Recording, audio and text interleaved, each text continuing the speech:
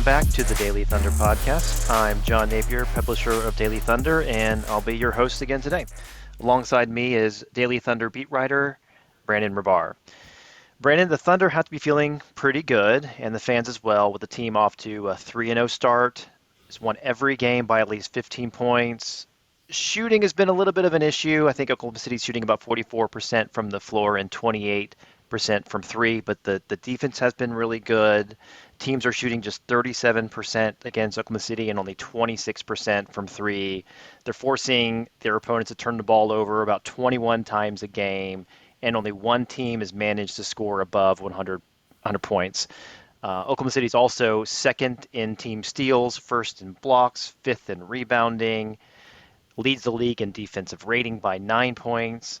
You predicted a 3-0 start, though you did try to walk that back a little bit later in the conversation, but are the Thunder as good as you predicted, or are they better?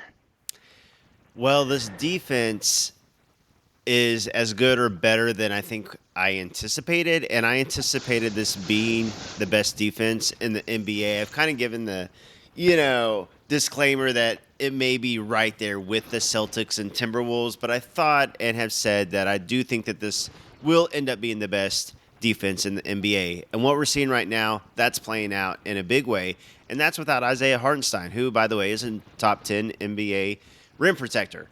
So the offense, like you kind of alluded to, hasn't been nearly as good as it can be. Mark Daigneault has said the same thing, and it's pretty obvious why. Shots just aren't falling, but these are good three-point shooters. Will they be number one in three-point percentage like they were last year? Probably not. One, because the volume is going to go up. It's hard to repeat as the best three-point shooting team anyways. But with the volume going up, you would expect some of that three-point percentage to go down. But I do think that there is going to be some regression to the mean, so that means that three-point percentage is going to go up. So I do think that this team is as good or better than we anticipated early on. They look like they're in midseason form, and they're going to get better because that offense is going to get better. And you brought up the volume of shooting. We've talked about on prior podcasts that the Thunder are going to be shooting more. So far, they're averaging about 39 per game, which is up from the 34 per game they averaged last season. Do you think that number goes higher than 39, or does 39-40 sound about right? Yeah, I think that sounds about right. This is also, obviously small sample size early, but, we've heard all through training camp and preseason the Thunder talk about higher three-point volume, and that they want guys like J-Dub and Aaron Wiggins and Shea to take more three-point shots, even if they're not as high-quality shots as they got last year. And so, that three-point percentage, that volume, I think there's going to be some variance as the season goes along.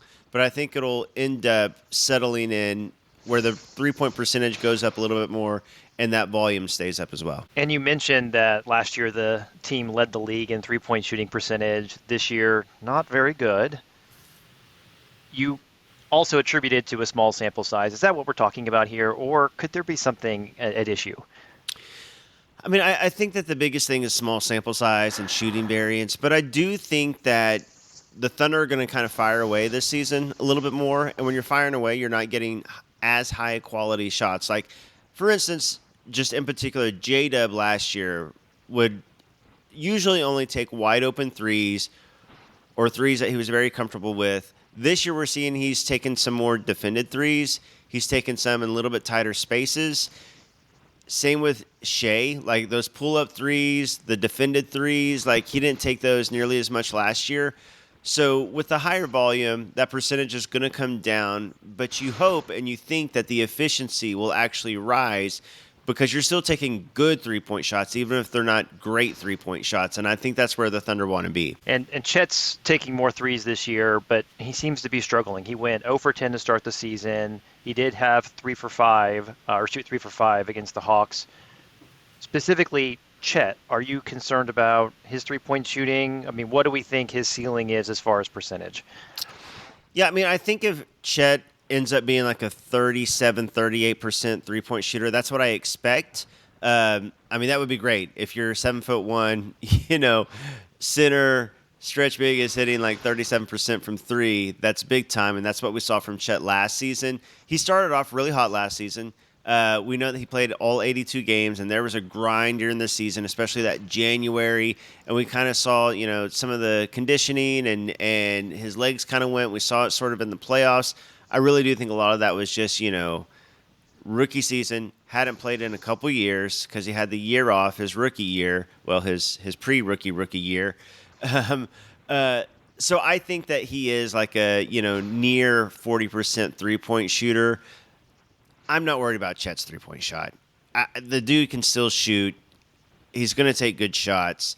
I I don't know if he's a 40% 3-point shooter or not. But I also don't think he's a 0 of 10 to start off the season 3-point shooter either. So I expect Chet to shoot well. I don't know what the exact percentage will be. I'll guess 37%, which would be great. And aside from his 3-point shooting, can you describe his performance so far in one word? Better. Better. Yeah, that's kind of what I was thinking. J-Dub got a lot of the press as a potential MIP candidate, but so far to start the year, Chet has been really, really good, and it looks like he's taken a step forward. He's blocking shots like we expect him to block shots. He leads the league so far. He's rebounding really well. He's third in the league in rebounds, but he's also scoring really, really well. He's being very assertive on the offensive end. So let's give your thoughts on Chet's performance so far. He really, he looks like an all-star, first of all. Like last year, we all know he had an incredible rookie season. He's rookie of the year, more times than not any other season. He just happened to come in with an all-time prospect in Wemby. But Chet had an incredible rookie year that I think somehow got kind of overlooked and underhyped. But as good as he was last year, he's even better this season. He's being far more aggressive and physical. It's something we saw in preseason and training camp and something that the team talked about, and it's playing out 3 games into the season. He's just been a beast. On the boards, he is incredibly improved. He looks stronger. He looks more physical. He's taking more free throws, which is going to help with his efficiency. He's scoring more. He's being more aggressive with his shot. And that 3-point shot, started falling at home. I expect that to continue. He looks like an all-star. He looks like a Defensive Player of the Year candidate or front runner, honestly. If this continues, the second-year leap, it raises the ceiling of this Thunder team, which was already incredibly high, to an even higher level. He looks like a top 20 player in the NBA right now. Yeah, it's been really impressive to see how Chet started the year. And the Thunder's hot start overall has been achieved without iHeart, as you mentioned. The Thunder are really thin in the front court, a lot of pressure on Chet. He's met those expectations, but how have you felt about the minutes without Chet? Yeah, so the minutes without Chet, that was such a big question mark without Isaiah Hartenstein, how that would look. And the Thunder, again, it's only 3 games, but they look really good. Like, the bench has played well, especially, Ousmane Dieng. There was, a lot of hesitancy, I would say, on the parts of, everybody watching this team and observing this team that, the Thunder could survive non-Chet minutes without Isaiah Hartenstein, and with Jay Will and Kenrich Williams all out. It's like, who's the backup big? Is it Dieng? Is it Dylan Jones, which we haven't seen, by the way? Is it, J-Dub in some small lineups? Dieng, I think, has done really well, especially compared to what everybody expected of Dieng. So first off, shout out Oos. He's played well. And the Thunder, just because of they stagger lineups and they have so much versatility, I've been impressed with pretty much every lineup and rotation that the Thunder have thrown out there. These guys are all playing well. Yeah, and what's impressed me about Dieng is that I think he understands his role coming off the bench and kind of playing those backup big minutes, especially considering he was the G League Finals MVP. He's not trying to do too much. He's just trying to fit within the offense and the team and kind of doing the little things in those non-Chet minutes. Yeah, he really has. He's not trying to do too much. He's playing his role, and he's playing his role well. He's been more physical as well. He's been better on the boards. He's getting some blocks. the main thing with Ooze, everybody wanted to see him be more aggressive and more physical. The dude was a point guard for like all his life. Then he had a huge growth spurt. He grew up like 9 inches over like a year, and all of a sudden it's like, oh, well, he's kind of like this huge wing now, but he's still kind of playing like a point guard. But what we've seen early on this season, as he's being more physical, around the rim, and defensively, I think is where he's really played well. He shot the three pretty well. As much as this Thunder team has been kind of up and down, more down so far as 3-point percentage. Oos, 2 games he shot well from 3-point range. So kudos to Oos for playing his role well and for being more physical, which is the thing that everybody wanted to see. And we talk a lot about iHeart, despite him not playing any regular season minutes yet, and it's going to be a little bit while before the team gets him back. Certainly, the way the team has started gets everybody really excited about the potential of this team when he does come back. But we have gotten to see Caruso play. How's Caruso doing? Is he being utilized the way that you expected? I mean, I don't think anybody expected with Isaiah Hartenstein out for the first, 20 or so games that Caruso would be coming off the bench in 3 straight games. It's so funny because everybody thought like, okay, is Caruso or Hartenstein going to take over the Giddey spot as the fifth starter? Mark Daignault said that the starting lineup would be fluid. You're like, okay, Ihart's out. Surely 3 different lineups in 3 different games. One of those is going to be Caruso. Nope. It's been Isaiah Joe, Casey Wallace, and Aaron Wiggins. Very curious to see if Caruso gets a start tonight. I'm going to say it's going to be like A.J. Mitchell. Mark Daignault like, nope, you all thought it was going to be Caruso. I'm purposely not doing it. His role, I think, has been great because he's playing about 20 minutes a game, and as soon as he checks in, he just causes chaos. He's not really scoring much. He's not looking to score, but he's doing what Alex Caruso is a lead at, which is just coming in, playing defense, playing the passing lanes, playing help defense, being a connector piece, shooting if he's open, just playing smart, winning basketball, hustling all over the place, flying around.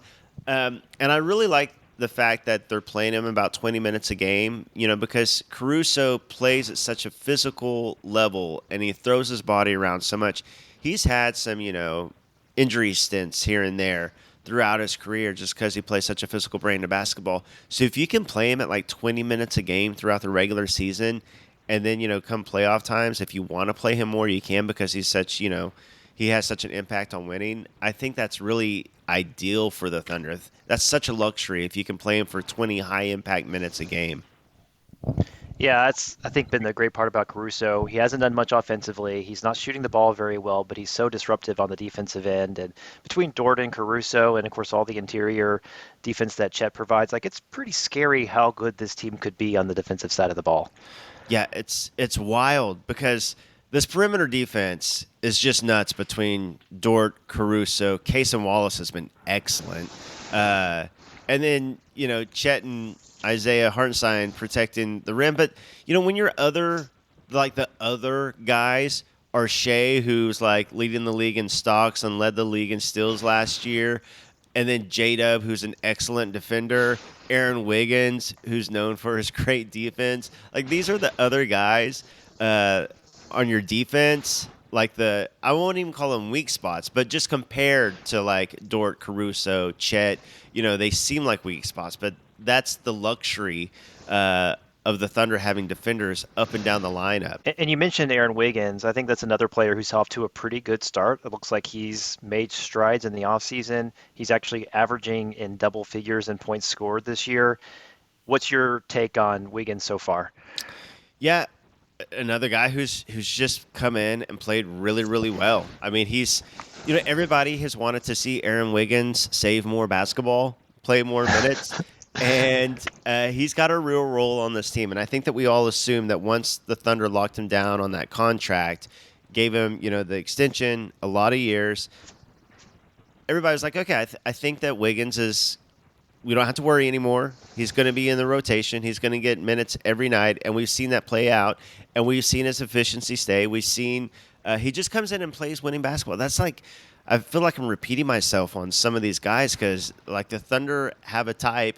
And the type is guys who play both ways. They play winning basketball. They make smart decisions. They're connector pieces. They're like, I don't know, just the guys that they get all kind of do the same thing in a lot of ways when it comes to like the role players, because they want them all to be able to come in and change the lineups, be versatile, and you have all these different guys just kind of doing the same thing, and that's winning games. Yeah, the vibes are really good. But let's go to the games themselves. Oklahoma City kickstarted the season on the road in Denver. The 2023 champs were pretty well handled by the Thunder. It was an impressive win, but has the luster of that win faded with the Nuggets losing to the Clippers and struggling to beat the Raptors and the Nets? Yeah, I mean that on opening night that looked like, a statement win right out the gate. Huge win in Denver against Jokic, the MVP, and the former champion Nuggets.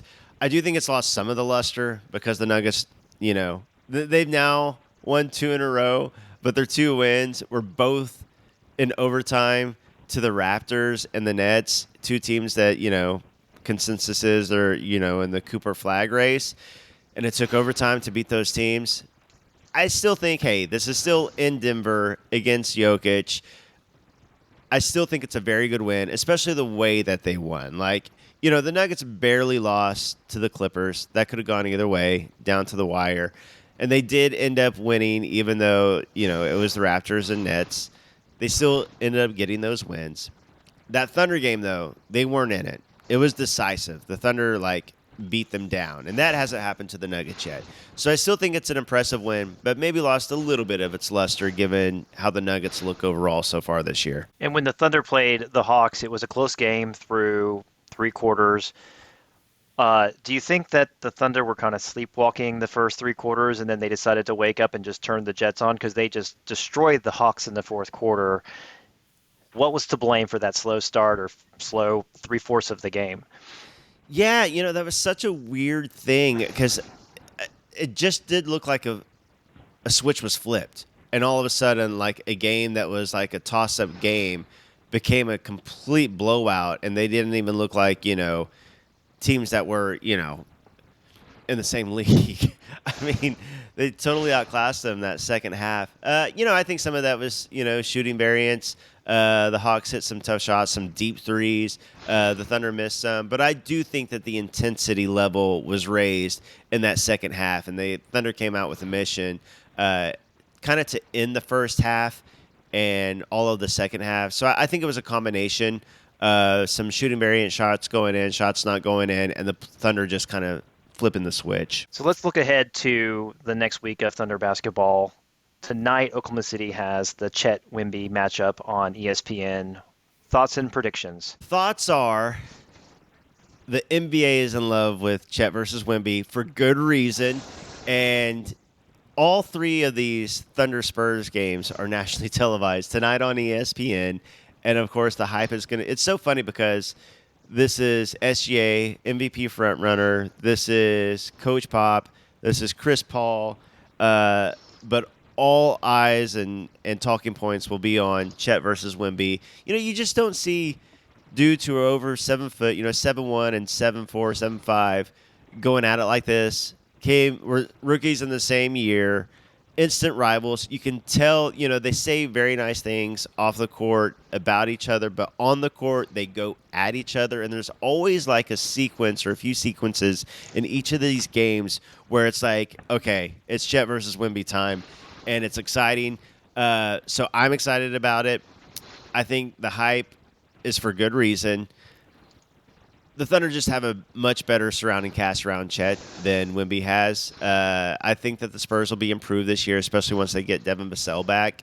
But I think that the Thunder will win tonight. But I think that there's going to be some really exciting Chet versus Wemby moments. And look, Chet right now, if this is a 3-game, 4-game sample size so far in this NBA season, but Chet has taken a leap, and he is in the Defensive Player of the Year conversations. Absolutely. His odds and all that stuff have risen over the past few games.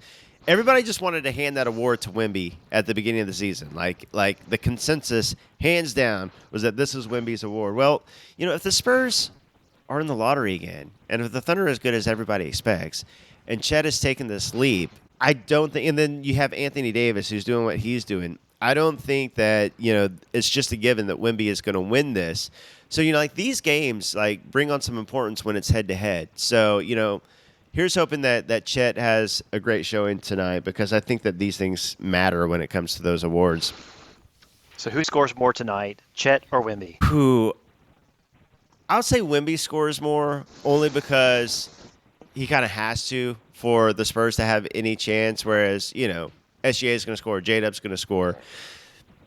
Spin a wheel and pick one or two role players who are going to score a lot for the Thunder. And I think that Chet gets his 20 because he scored over 20 in every game this season. So I think it'll be close. I think that Chet and Wemby both score over 20, but I'll probably go with Wemby scoring more just because he's going to have to, and he's probably going to be firing away tonight. He's going to launch tonight, I think.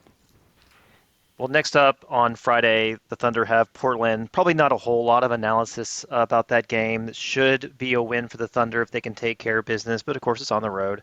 But let's look to the Clippers game on Saturdays. First, we had talked before about the Clippers potentially being a lottery team. 3 games in, they do have a nice win over the Nuggets, as well as the Warriors, who have been off to a really good start this season. Do you want to revise your prediction that the Clippers are a lottery team? I gotta admit, they've been better so far than I've expected. That Nuggets win, was not expecting that at all. Of course, some of that is the Nuggets aren't what we expected either. I still think they'll be a lottery team, but I do think that they will. I will revise my prediction a little bit and say that they will be in the play-in fight. So much of this still, I think, depends on Kawhi, because even if they're better than we expected, the West is just so tough and so deep. It's going to be hard to make the play-in if Kawhi doesn't play a lot of games. If Kawhi plays a lot of games, it's a different story. But yeah, they look better. I still expect this to be a lottery pick, though. But now I'm thinking late lottery instead of like top 10. Well, and the Thunder can help improve the lottery odds by taking care of business against the Clippers. The last game of this next week is against the Magic on Monday. Magic off to a pretty good start. I think they're a team on the rise. How do you think Oklahoma City matches up, or Orlando matches up against the Thunder? Yeah, so Magic is another team.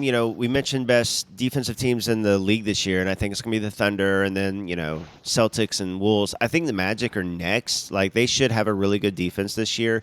The talking point so far has been Paulo. Like, Banchero has been, incredible to start the year. He's had 2 crazy games and 2 so-so games. He had that 50-point near triple-double. He's been great. And, for as much hype, for good reason, as Chet Wemby gets, Chet and Paulo came out the same year, and that matchup, I think, is going to be a lot of fun and should get a lot of national attention too. But I think that the Thunder win that game. I still think the Magic are an improved team. The Magic are a really good team, but I think that the Thunder match up really well against them. They just have so many perimeter defenders to send at the Magic who don't have a lot of perimeter scoring anyways. And then you're depending, I think, so much on Paulo and Franz to do your scoring, but then you got Chet down low defending the rim. I think that the Thunder will make the Magic struggle for points more so than the other way around. So, are you predicting a 7-0 start for the Thunder? Oh man, it sounds like it, doesn't it? I think that the Thunder beat the Spurs tonight. I think that Chet has a great game, by the way. I predicted Wemby to score more, but I think it's going to be on a lot more shots, by the way. They probably both have great games. So I think they beat the Spurs. They're definitely, I would say, going to beat the Blazers. Yeah, I think they'll beat the Clippers, and I think they'll beat the Magic. That Magic one would be the one that I think has the biggest chance to be a loss. But the Thunder's best start in their history is 5-0. I think that they beat that. I guess I'll go ahead and officially predict that, which means I jinxed it. Sorry. Yeah, well, I don't know. Could there be a 10-game win streak right around the corner? Ooh, starting off with I'll have to look. I can't remember who else do they have after the Magic. Let me pull up the schedule here because I had just looked at it, but Oh, they have the Nuggets again yep, right that's after right, the on Magic Wednesday. in Denver. Whew, that's tough. And I will say this: the Thunder have 3 games and 4 nights in their first 6 games. Like they had 3 games and 4 nights to start off the season. They have another 3 games and 4 nights. So that Clippers game on the road, I don't think is a gimme. But the Thunder should just be better than the Clippers, even though the Clippers look good. I think, yeah, that Nuggets game, could potentially. The Nuggets will want some revenge after that first game in Denver. Like, do we think that without iHeart, the Thunder go into Denver in the first 8 games and beat them twice on their home court? I don't know. Yeah, It it's could it's pretty happen. tough. Yeah, It'd be yeah. Well, tough. and it's not like Jokic didn't play really well in Right. that first game, right? And Oklahoma Right. City still handled them just fine. But certainly predicting a 10-0 start is pretty tough because you do have Denver again on Wednesday. Rockets, I think there's a chance they could steal one, but it's at home. But the Warriors have been playing a lot better than people expected. I think they're really scoring really well. Their defense has been solid. That's going to be a tough one if they can get to 9-0 to stretch that to 10-0. Yeah, I think my official prediction will be like the Thunder will drop one of those Clippers, Magic, Nuggets, like that trio of games right in a row. I don't know which one. I won't say which one, but I would think that it's so hard to start off 7-0, 8-0, 9 like at some point even the best teams drop a game. So I think that they'll probably drop one of those Clippers, Magic, Nuggets games. Well, if we revisit this next week and Oklahoma City's 7-0, we may have to tell the listeners and all the fans to keep things under control. Otherwise, people are going to start booking their parade tickets right now. Yeah, the And hype is gonna get wild for sure. that's right. Um, so we had talked about the Nuggets a little bit. We haven't talked about the former Thunder great Russell Westbrook who joined the Nuggets in the offseason. Um, He actually played pretty well in the Nuggets win last night, but mostly he's been getting dogged for his performances and how well he fits with the team. What are your thoughts on Russell Westbrook? Yeah, it's he did play well in that Nets win last night, and then the other 3 games, it's like a 3 game sample size, but of course the results haven't looked good. I will say this: it's not just Russ though. Like Michael Porter Jr. hasn't played well. Jamal Murray hasn't played well. The bench as a whole, and that's usually the lineup that Russ plays with, is the bench lineup has not been good at all. Like we already knew that the Nuggets' depth was going to be an issue, and it has been an issue. Like Russ is still trying to play make. Guys aren't hitting shots, but Russ isn't hitting shots either.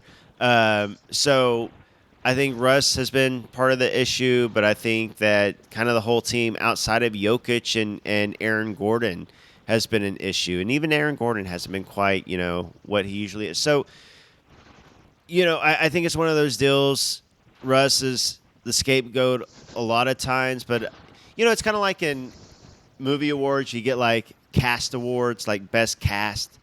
I think it's kind of like this. Like, I don't think you can just put it on Russ. I think that he's a part of it, but I don't think it's just him. Well, of course, you've got your Thunder colored glasses on, right? Because we always love and we stand for Russ, but I totally agree. You can't pin everything on him. But to close, since we are talking about a former Thunder great, let's play a game.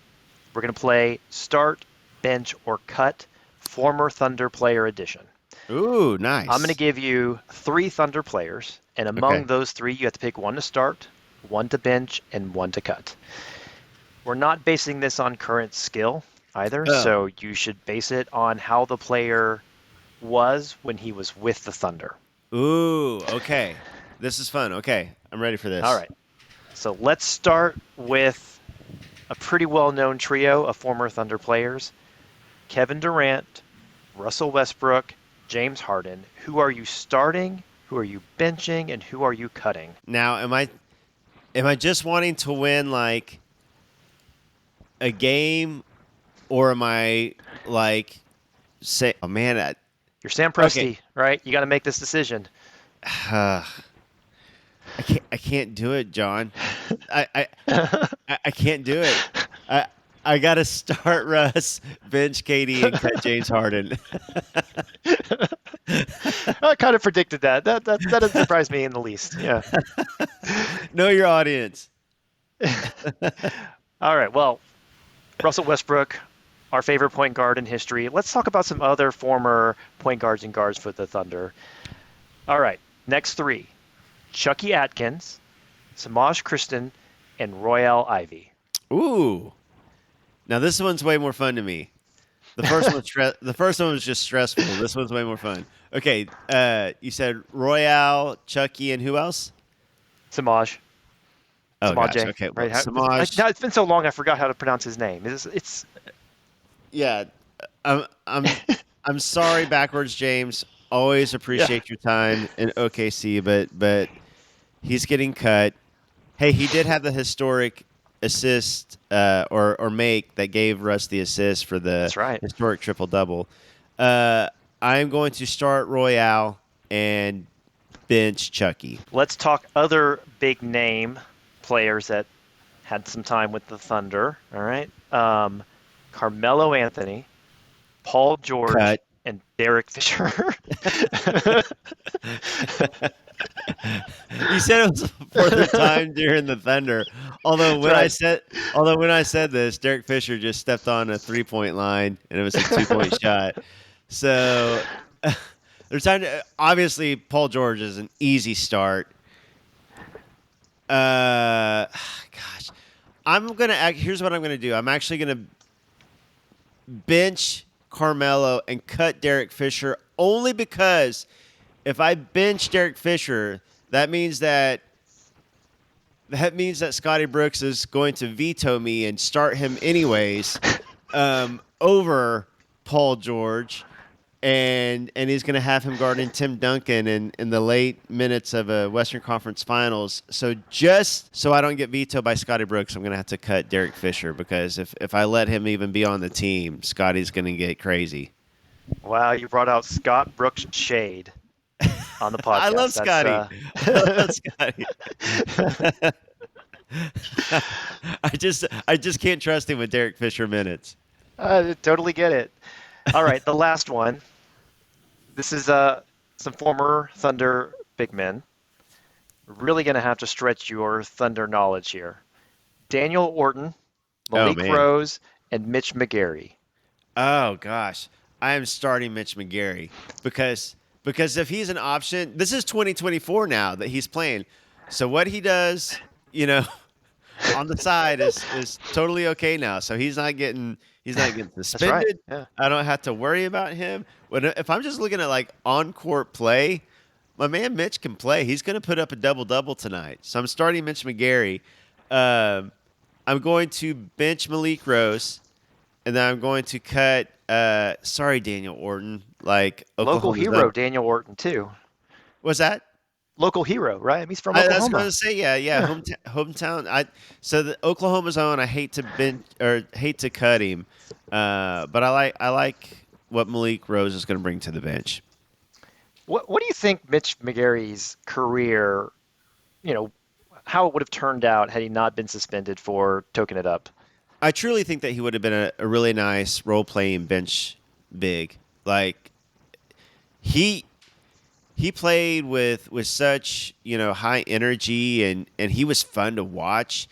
And I joked about he's going to put up a double double tonight, but like in limited role, he put up points and rebounds. Hmm. I think he would have been a really solid bench piece for those contending Thunder teams. Well, hopefully that was fun for you, and it was definitely fun for me, especially making you sweat with Kevin Durant, Russell Westbrook, James Harden, and then also the Melo, PG, and Derek Fisher ones.